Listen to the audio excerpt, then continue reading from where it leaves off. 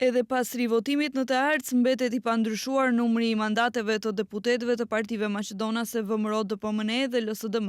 Komisioni Shtetëror i Zgjedhjeve njoftoi se në vendvotimin 2011 në të ardhës kanë votuar 402 votues, nga gjithsej 714 persona me të drejtë vote, gjëgjësisht 2 votues më pak se në zgjedhjet e 11 dhjetorit.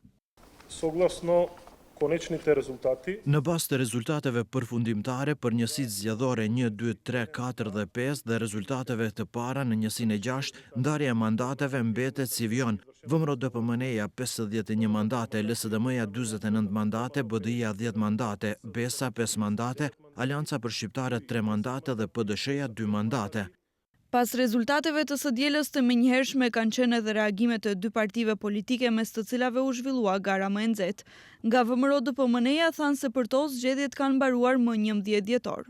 Ne dhe gjithë opinioni kuptuam se dhe për skaj të gjitha tentativave, banorët e të arcës e penguan tentimin për inxhinering parazgjedhor. Si fitues të zgjedhjeve mbetemi të përkushtuar në hapat e ardhshëm për formimin e qeverisë. Nga ana tjetër, kreu i LSDM-s Zoran Zaev në një postim në rrjetet sociale theksoi se të ardhca ishte pasqyrë e vullnetit të përgjithshëm të votuesve në Maqedoni. Fitoria e shumicës së qytetarëve të vendit, të cilët votuan për ndryshime, u vërtetua edhe në të ardhsen multietnike, urimet më të sinqerta për qytetarët e të ardhsës, të cilët me votën e tyre në mënyrë precize vërtetuan disponimin e përgjithshëm në Maqedoni. Maqedonia dhe të ardhca zgjodhen ndryshime dhe jetë.